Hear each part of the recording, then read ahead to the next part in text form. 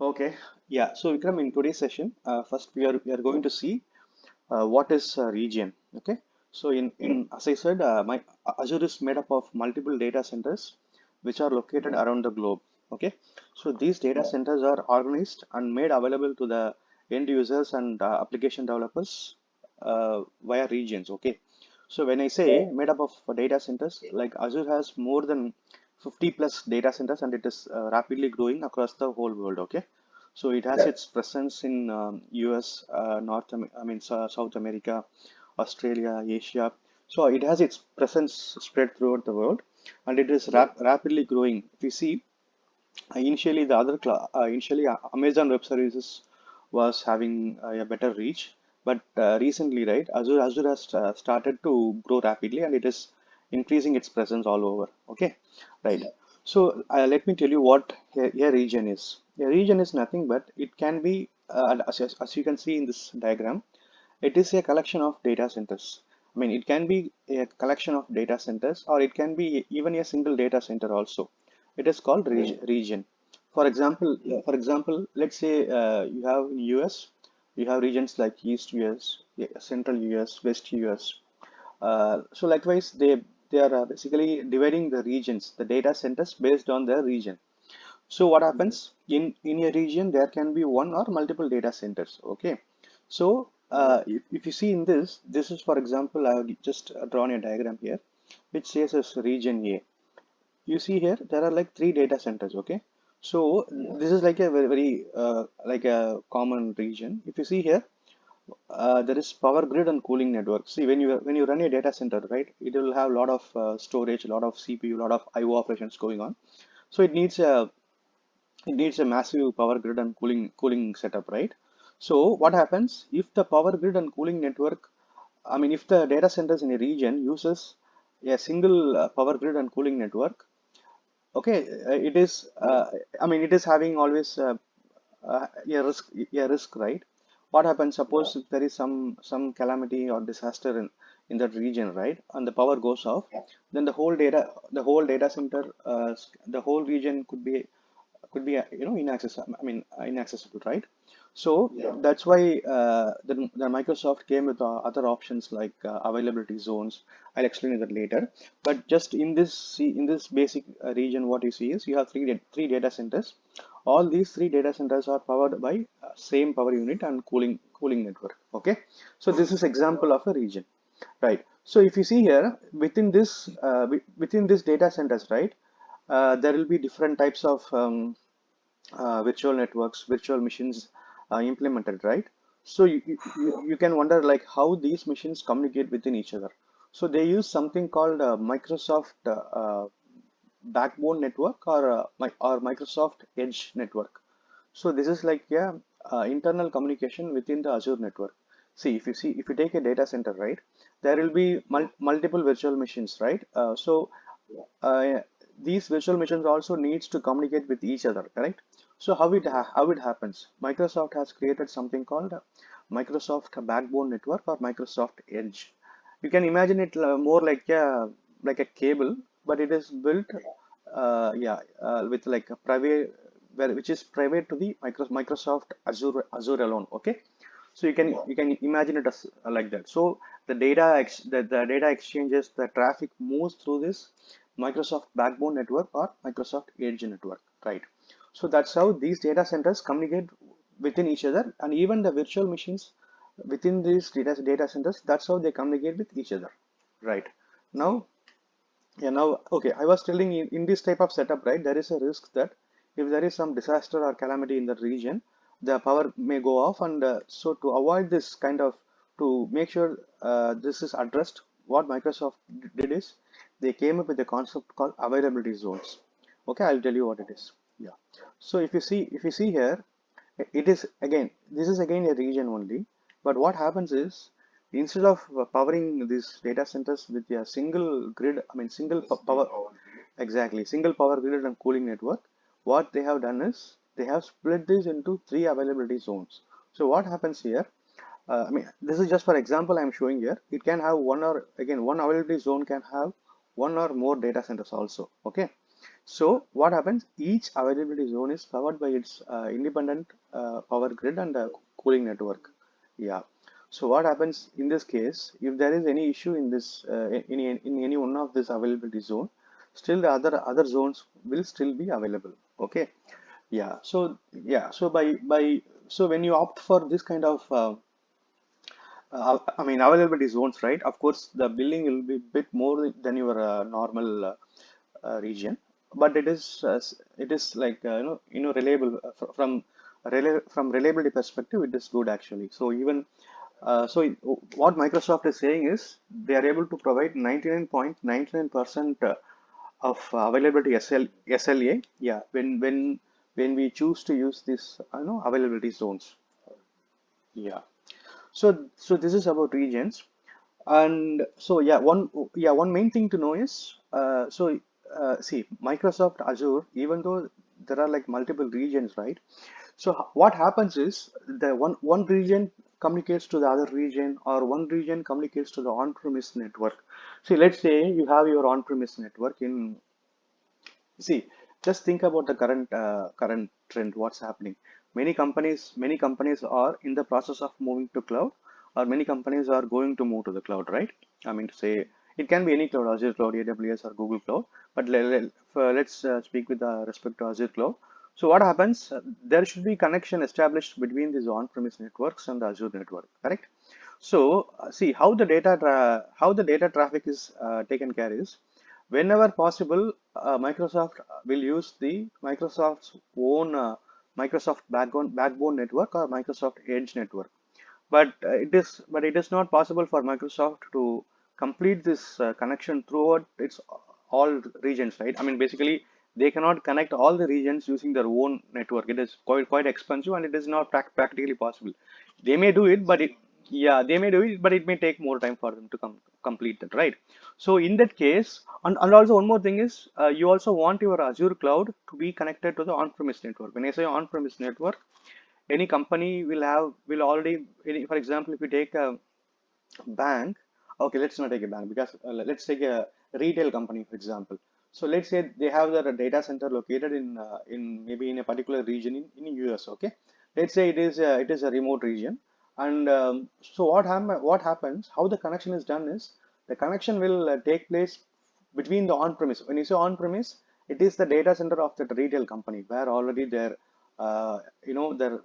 their transactions, their ERP transactions, their OLAP transactions are happening, right? But there should be a way for the on-premise to connect to cloud. So how that is done? It is done using multiple options. One is called VPN gateway. Another one is called site-to-site connectivity.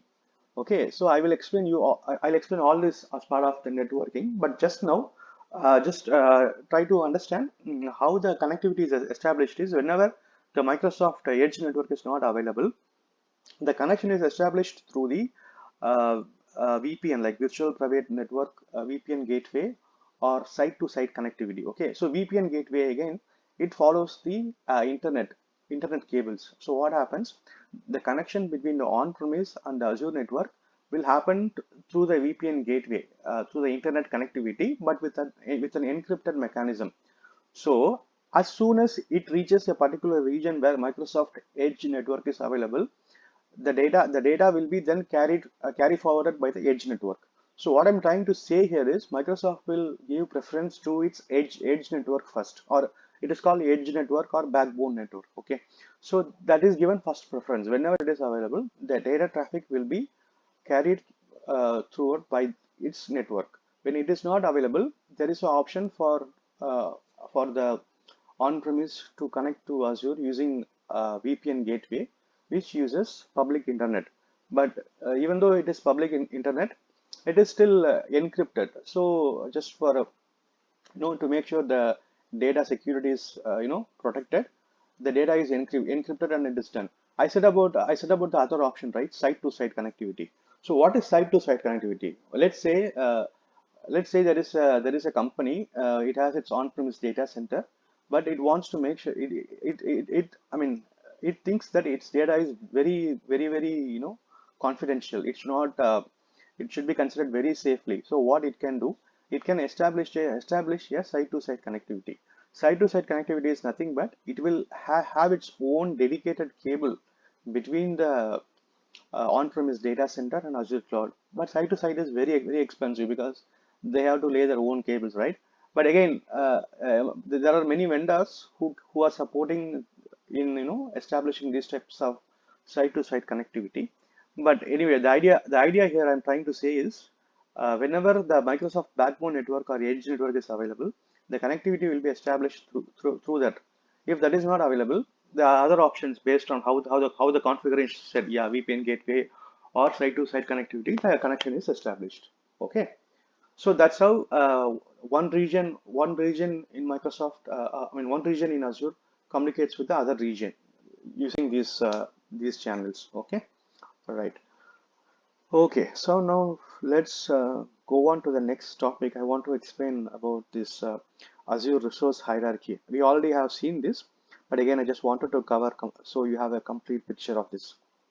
Okay, see, these are all the different components you come across when you work in Azure Active Directory or when you work with Azure resources, right? The first thing is called tenant root group. What is tenant root group? Tenant is nothing but you created your own user account and you logged into Azure, right? So what happens? The first level of access or first level of the object you find in the Active Directory is tenant. Maybe let me show you that so you get that idea. Okay, so when you, yeah, that's fine. I just close this.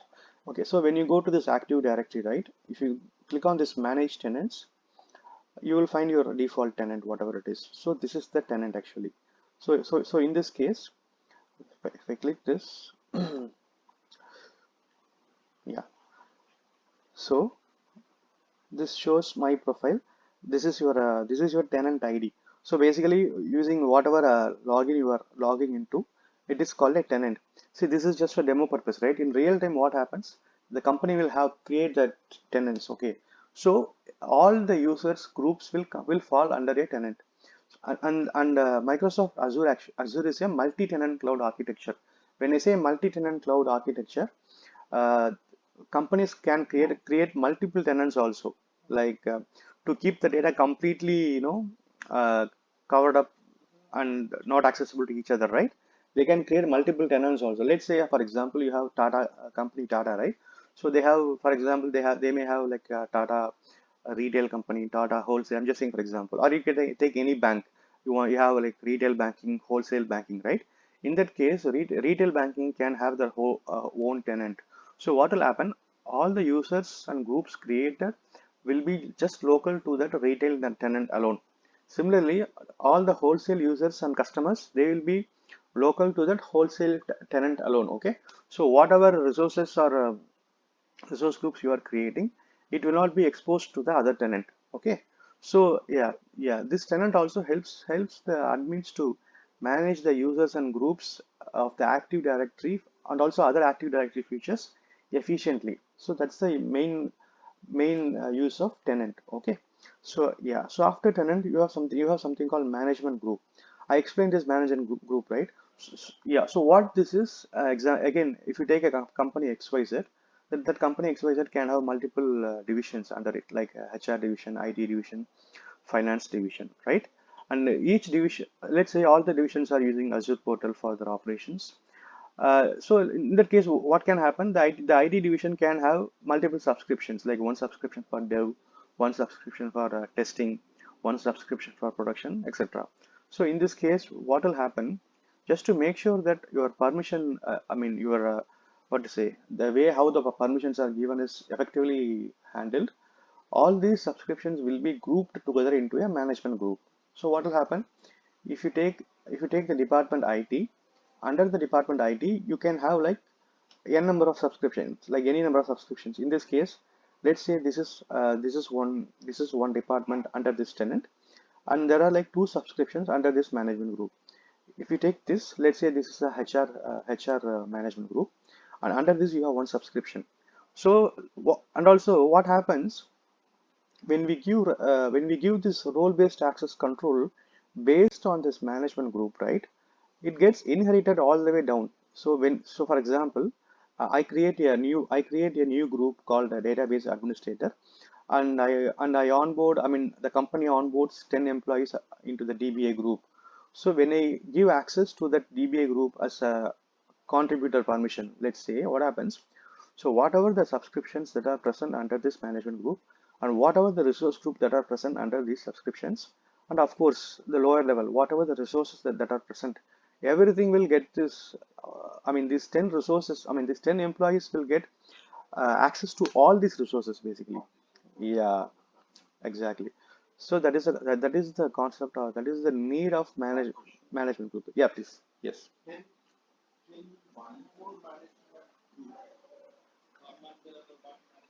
Yes, definitely. Good question. Yes, definitely. Under one management group, it is possible to create another management group also. Yes, yes, it is possible. Yeah. So it is more like, yeah, it's more like a way Azure helps you to manage your subscriptions and your access privileges efficiently. Okay, so without this management group, what will happen? These subscriptions will be spread across. You won't know how to collectively manage them, right? So this helps to achieve that. Okay, right. Now let me show you a quick demo. In this demo, I just wanted to cover. Already I have seen, but I'll quickly do that. I want to create a resource group. In that, I want to create a new resource. Then again, I wanted to move that resource from this resource group to another resource group. I want to show you that, and also I want to show you how to apply logs in the resource group. I said, right, these logs are applied for resource. Yeah, logs. Yeah, I'll show you that. So logs enable you to avoid any accidental deletes or unwanted modifications, right? Let's say you have this production environment setup.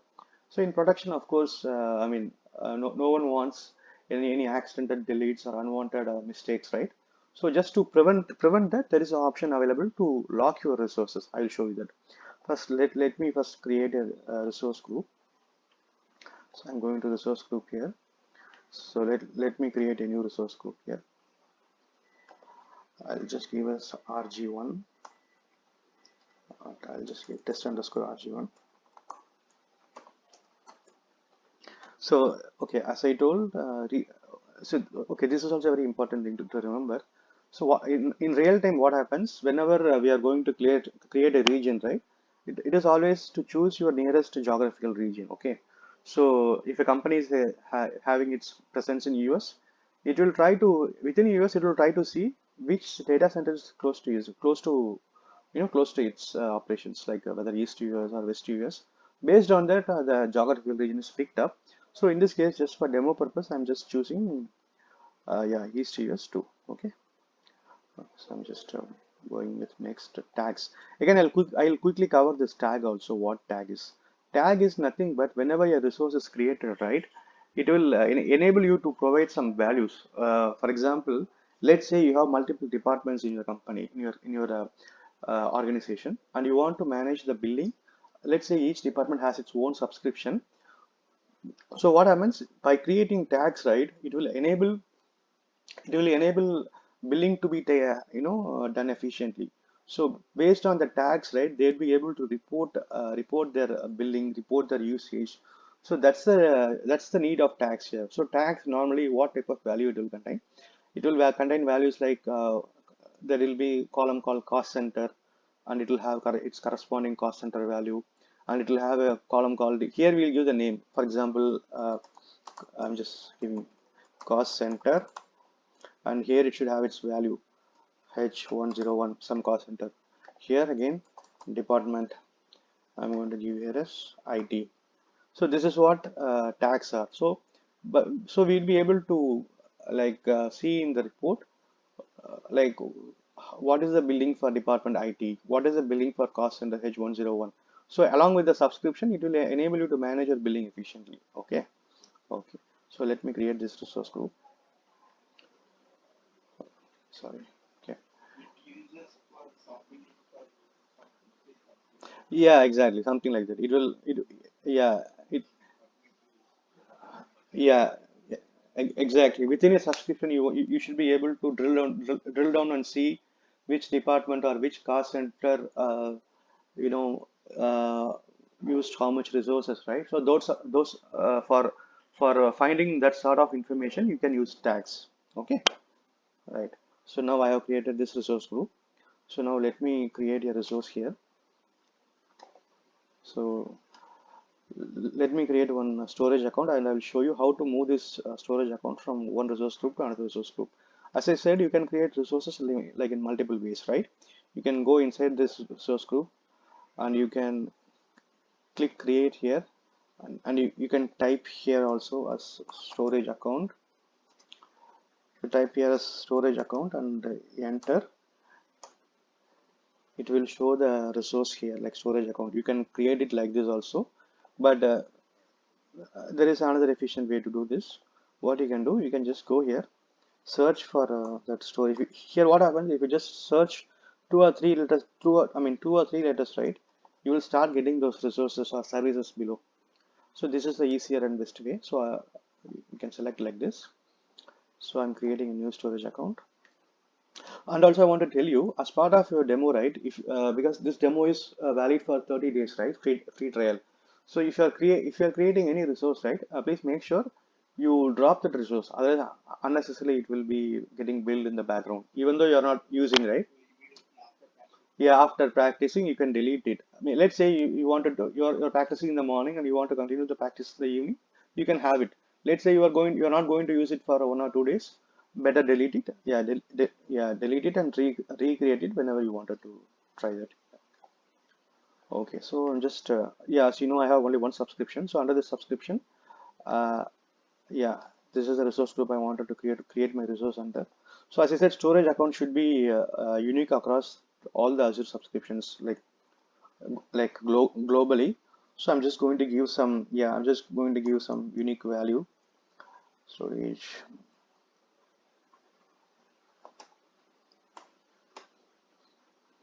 the field can contain only lowercase letters, so it should, okay, so it is not allowed to use hyphen also, I believe. So I'm just removing this, right? So here also region, I'm going to use East US2. Okay, so again, this performance, right? It depends based on, it is like more of a configuration information, standard or premium. So in this case, I'm just going to go with standard. So here you see there are like different render and storage. Okay, so again, this I'll explain you in the upcoming sessions. But for now, for now you just try to understand. These are different ways how the data is basically stored. Okay, if you go for local storage, it is the least configuration available. So what happens? Your data. See, when in Azure, right? Always there is a data backup actually. So if you go for a local written storage, your data backup is available will be available in the same region where your data is also stored. So in case of any disaster, right? There is a possibility that you can lose your backup also. So there are other options like geo redundant, zone redundant. So what is this geo redundant? So what it enables is, let's say you have your storage account created in East US. What will happen? Microsoft Azure will create three more copies, and it will place that copy in another geographical region. Okay.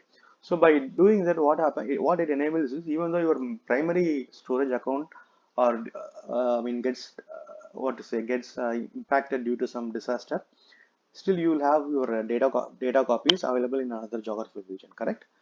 Again, this is zone redundant storage. What is this? I explained to you about this availability zone, right? So what happens? Your data is backed up and it is placed in a different availability zones. It may be under your same region, but still it will be in a different availability zone. So this also enables for better data production or data backup available. So this is a geo redundant storage only. In the geo itself, it enables zone redundant. Okay, this is like a very superior one. So even though the geographical region, there also it takes care of this availability zone concept. Okay, but one thing to notice is this availability zone is not available across all the regions. Okay, it is available only in certain regions. So those information you would be able to find it uh, from the online documents from Microsoft. There are links available which will say that each region contains this kind of availability zones. Yeah, okay. So this is just for your information. Just explain this. Let me go to just and create. So here there is something called networking and all. I will explain this about later because networking is a vast separate topic. I'll cover all this information about public access, private access network, everything in that networking section. So for now, I'm going to create this all with the default things. So it is running final validation, creating it.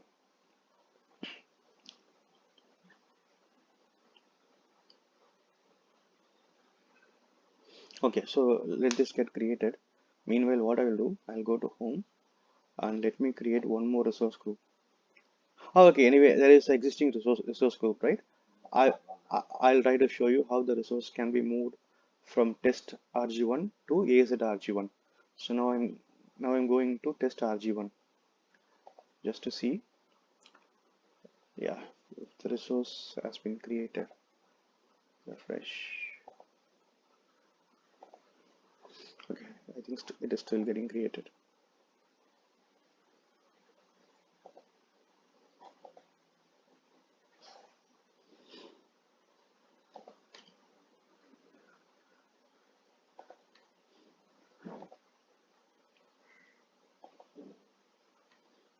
Okay, I'm not sure why storage account is not visible. Let me see, maybe if it has got created in the wrong. No, it is in test resource group only, but I'm not sure why. I'm not able to see there. Okay, let me do one thing. Let me click on home, click on resource groups again, click on this resource group name again. Okay, it has come now. Got it. Okay, so now I'll show you how. See, it is possible that you want to move your resource from one resource group to another, right? So yeah, there is a way it can be done. I'll show you how it is done. It is a very simple one. You can see the option move, right? So you have to go to the option move, click on this. See, you can move this to another subscription also. Let's say you want to move a storage account from your from let's say your particular resource is being used by a HR department and you want that to be moved to another department. So you basically you want to move that to a different subscription, right? It is also possible. So here I'm going to move it to another resource group.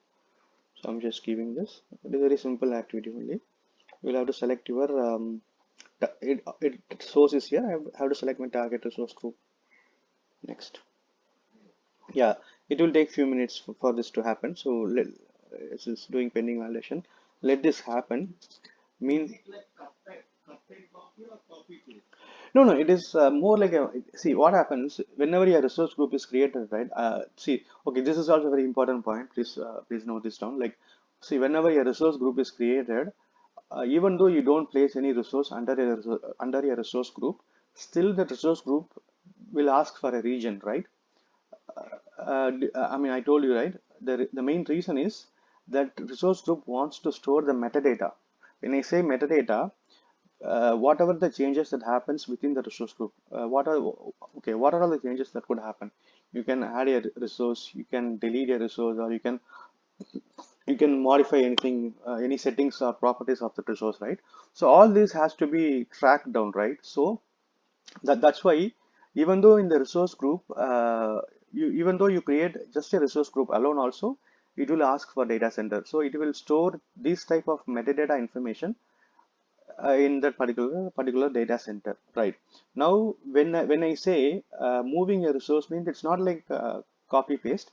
It is more like the allocation. See, it is completely changing the region itself, right? For example, one resource group can be in one region and another resource group can be in another region, right? It is in the backend. In the backend, the process is that this type of resource is actually reallocated into a new region itself. So it's a very big process happens in the backend. But for us, it looks very simple. But in the backend, Microsoft makes sure that whatever the storage, whatever the resource you had in your resource group belonging, say, region A, the same is deployed or created in region B, and it is usable. So that's what it happens in the backend. Okay, yeah. Hmm. I get you what you're asking. No, this is move actually. That's what. It will not be there in RG. Yeah, it will not be. Yeah, we are completely moving these resources actually. And one more thing is, one resource at a time can exist only in one resource group. Okay, because it is a physical resource, right? It is not possible for the same resource to exist in multiple resource groups. Okay, so at any given time, right, a resource can be available in one under only one resource group. Okay, it is not like the same resource can be made available under multiple resource groups. That is not possible. Okay, so now validation is done. So I'm going to give next. So it is saying what exactly it is. See, now you can see, right, what's going to happen. I understand that tools and scripts associated with the moved resources will not work. So it says that it will not be accessible until your move is completed, right? So that's what it is saying here. So I'm going to click as move. So it is moving this storage account from resource group, from one resource group to another resource group. Yeah, yeah. So it will take some time. Let this happen. Meanwhile, let me go to resource group again and let me create a, or already we'll see. Okay, let me create one more resource under this resource group and I'll show you how to delete that. Okay, let me create maybe a new virtual machine. Okay, so I'm going to create a virtual machine. In this, I'm just again this virtual machine name also should be unique. Should be unique.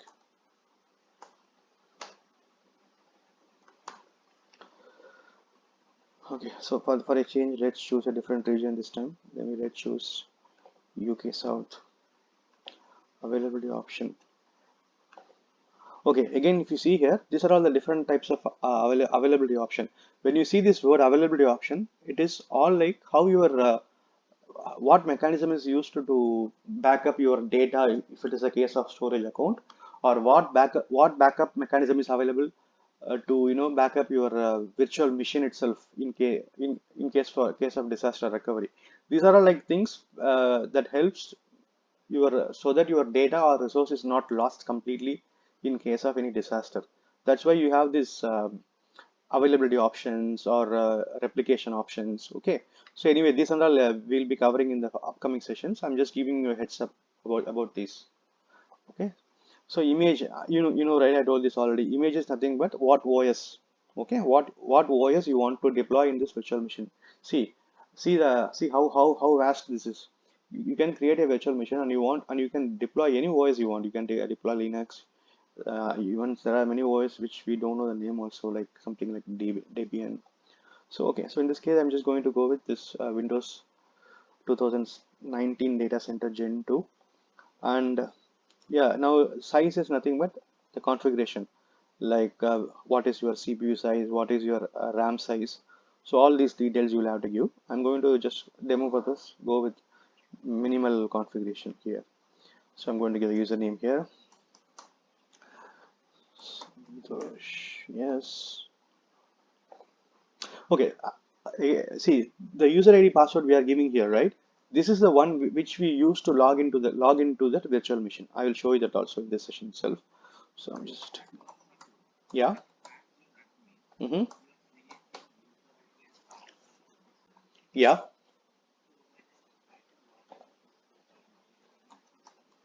Mm-hmm. Okay. Mm-hmm.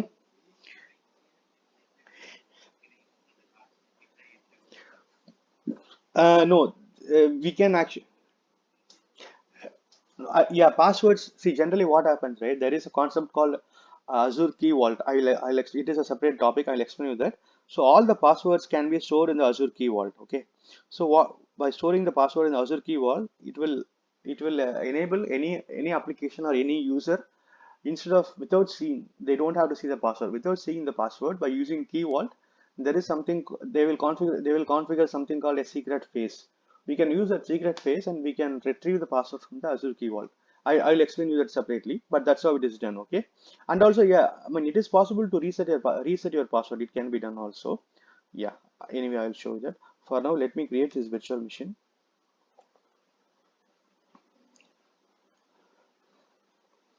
See, whenever you are creating any resource, right, virtual machine, storage network, sorry, storage account, or yes, SQL pass instance, there are a lot of options which you'll have to give. And also please note, whenever you are creating a virtual machine, right? Your disk also gets created automatically in the backend. Okay, either see we specify the disk, right? So you also will see a physical disk that has added up in the resource group. I'll show you that. So I'm just creating this. So let this get created. Meanwhile, let's go and see whether the resource has been moved to RG1. Yeah, you can see, right? The storage account has been moved to this RG1. Right. Now the next thing what we are going to see is how to apply resource logs. Okay. So for that, yeah, exactly. Yeah, that's what I'll show you the date also. But before that, how to apply logs uh, the accidental deletes are avoided, right? That's what we are trying to see, right? So I have okay, sorry, I have created a resource group in RG2. I mean, resource in RG2. Yeah, it will take some time for the virtual machine to get deployed. Okay. Anyway, let this virtual machine get created. Meanwhile, what I will do, maybe I will go to this itself. See, generally what happens if you are going if you want to delete this resource, right? What you can do, you can just select this resource and you can click on delete. If you do that, what will happen? Again, it'll ask you to confirm by giving the name of the storage account here. Azure has this type of thing to confirm because you should not do any accidental deletes. So it always asks to give the name of the resource here and confirm. Okay. So I don't want this also to happen, right? So in that case, I can use logs. How it is done, right? If I'm in this particular resource group, I'm going to select the resource which I want to lock. Or let's say I want to lock this whole resource group itself. I'm selecting this logs. So I'm going to create a new lock. So I'm going to apply a lock name. I'm going to say AZ-RG1 lock. See, in real time, right, they will be following naming standards very strictly because Azure is a vast region, right? If you take one particular resource itself, you will end up creating multiple resources to support that. So unless you follow a strict naming standard, it will not be easy for the admin or your team to manage that. So in real time, whenever these type of resource names are given, the naming standards will be followed very strictly. Okay, right.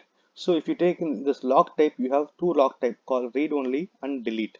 So I'm going to select delete. I'm just going to give OK. So now what happened?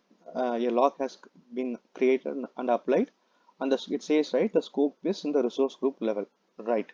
Now let what I'm going to do now, I'm going to try deleting this particular storage account to see what happens. I'm clicking on delete. See, it says can't be deleted because this resource or its parent has a delete lock. Okay. So see, most of the cases, right? Locks are applied in the resource group level only, especially if it is a production, right? Definitely, locks will be applied in the resource group level. This will make sure that not only accidental deletes, but to avoid any ad hoc changes. Suppose a production support team is working on an incident, and suddenly they wanted to do some change, right? But it shouldn't happen, right? There should be a proper change management in place to make sure that yeah, your changes deployed in the correct in the correct way. Always locks are applied in the resource group level, especially for production resources. Okay, so now I just want to quickly, anyway, virtual machines also we will be covering as part of a separate topic, but because since we just created it, I just wanted to quickly touch base about that also.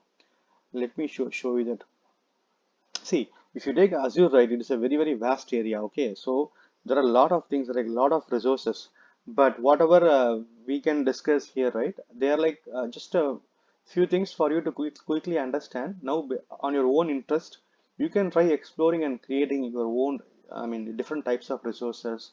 Try using different options because this is just a trial environment, right? You can try as much you want. Okay, you have this 1 month's time, you can explore as much you want and you can try to learn yourself. That's the best way to learn, right? Now we had created virtual machines, right? No virtual machines to deploy. Okay, I think some issue in the deployment. Let me see what it is. Hmm, or the virtual machine didn't get created, it seems. Let me Let me try that again. Let me try to create this virtual machine again.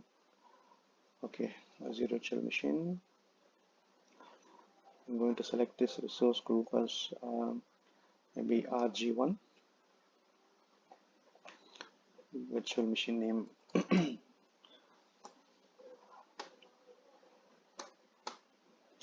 Okay, so region I'm selecting maybe East US itself. Availability options, I'm going to go with the lowest one. So no, I'll just give the default one. No dependency required. Security type is fine. Standard is fine. Image, I'm going to select this 2016 data center. So if you see, right, on one more thing is all the configurations may not be available in all the regions. Okay, so in, yeah, in that case you'll have to select your region accordingly. Let's say if your closest region is not having the service that you are expecting, then you'll have to of course go and try to find that resource in the next closest region. Correct? That's how you have to pick your regions. So I'm just going to select this option here. So again, it's asking for admin account username password. Give this Tosh.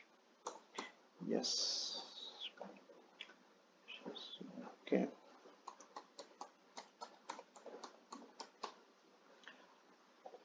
I have to confirm the password here. Okay, so there are a lot of information by default, right? It is asking for it is showing a port as RDP 3389. This RDP 3389 is nothing but whenever you wanted to connect to this particular virtual machine, right? Using remote desktop connection, this is the default port that has to be enabled. So, okay, and just one more interesting thing to cover here. You see something called licensing and hybrid benefit, right? I'll say what it is. Let's say you are using your on-premise and already your on-premise is having a Windows license, right? In that case, by using this, what will happen? Azure will provide you some what to say, some reduction in the price. Basically, they will provide some discount in your price. So this is called Azure hybrid licensing concept. So even if you're having a SQL Server resource, let's say your on-premise system or on-premise company has the SQL Server license. So it is possible to use that same license in this Azure portal also. In that case, if the actual billing per month is $500, you may end up only paying whatever the discount is, like $200, something like that. Okay. So yeah, so as I told, whenever a virtual machine is created, it will ask for disks also. Let me just go with the default options here. My idea is to show how to create a virtual machine and how to log into it.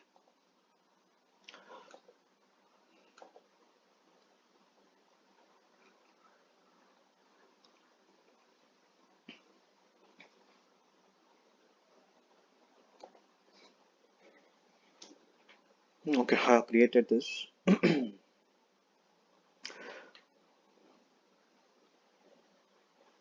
Yeah, it will take some time for creating this virtual machine. I'm not sure why the other virtual machine is not created. I think it should have got created now. Let me check, because the creation takes some time. We tried it in RG2, right? Okay, for some reason I'm not sure why I'm not able to find the virtual machine.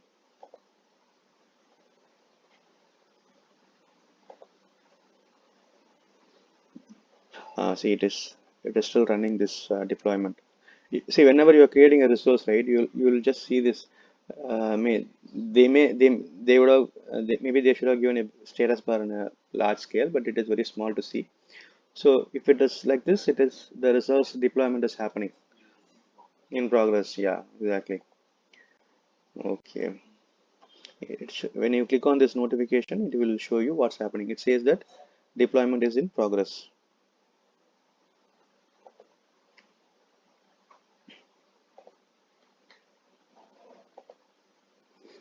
Okay, cool. Now the virtual machine has got created. See, as I told you, right? You please remember this also. Whenever your virtual machine is created, not only the virtual machine is created, few other resources also gets created along with that. Like you see here, disk has got created. There is something called a network interface or NIC, and there is something called network security group. Okay, this and all I will explain you. I'll explain you in the respective session. For now, I'll show you how to connect to this virtual machine. Okay. So what I'm going to do now, I'm going to click on this virtual machine. Okay. And you can connect this here. You see this connect option, right? You can use this or you can use this to connect. So you see like three options. Okay, see RDP is for Windows. Okay, SSH is for Unix or Linux machines.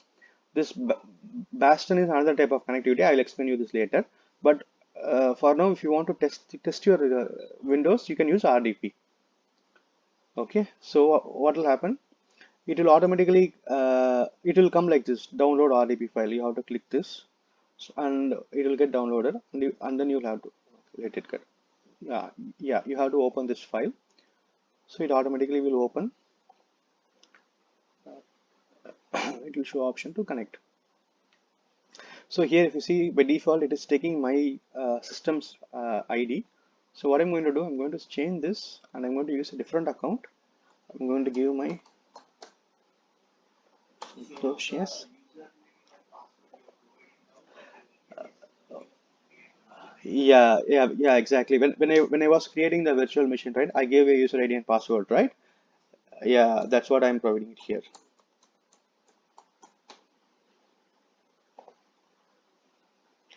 So yeah, it will ask a lot of things here. See, but now one thing you should understand. Now I'm creating my virtual machine, right? So now what will happen? Any person from any part of the world who has access to internet, right? They will be able to access this virtual machine if they know this virtual machine's IP address and this user ID and password, right? But that shouldn't be the case. So what happens? What happens? Uh, any resource for that matter, how it is protected? It is protected by the concept of virtual network. I told you, right? Virtual network. What happens when you bring a resource into a virtual network? Only the resources that are available in that virtual network will be able to access that. Anyway, I will show those also like in a detailed session. But just these are like I'm just telling so that you will get an idea. So what happens by default when you create a virtual machine and you have the IP address and the user ID password, anyone having internet connectivity can connect to that. But that should not be the case. So basically, what should happen? Only the intended audience or users should be able to connect. How it is ensured? By bringing that virtual machine into a virtual network. So what will happen? That virtual machine will be brought into a virtual network, and whoever the access has been granted, only they'll be able to connect in that case. I will show you that and all how it is done. But for now, as you can see, the Windows machine has got connected. You can see, right? It has got connected. So this is a virtual machine. So anyway, I'm just closing this now. Okay. Yeah, so that's what I wanted to cover today. So now I'll show you again like deleting the resources, right? See, deleting the resources, you can delete it either resource by resource, or you can, if you delete the resource group, right, it will delete the whole lot of resources present inside that resource group also. So now do you remember we applied a lock, right, in the resource group level? So what I'm going to do now, I'm going to the logs option and disable the log so I can delete this resource group. So what I'm saying is delete this log. So I have deleted the log. Now I can delete the resources or my resource group itself, like how I want to do. I'm going to overview now. I'm going to delete this resource group. So again, that's what just for confirmation purpose, it will ask us to type the resource group name. I'm just typing here AZ-RG1. Okay, so see one more thing is here you can see, right, because we have created virtual machine, it is asking that should I apply force delete for virtual machines. So see, when you create virtual machines, right, you have a lot of other supporting sub resources that gets created, right? So if you want to delete that also, we can give this option here. I'm going to give delete. So it will take some time. So the deletion will run in the backend and it will get deleted. Okay. Right. So today what we covered is we covered about regions and we saw what is Azure resource hierarchy, and we also see how to create resources, move them between different resource groups, how to apply logs. Yeah, and also on a high level we covered like about how to log into virtual machine, all those details, right? Okay. So yeah, so I think we'll close the session for the day. Maybe we'll catch up tomorrow. Tomorrow. Yeah. Let me stop the recording.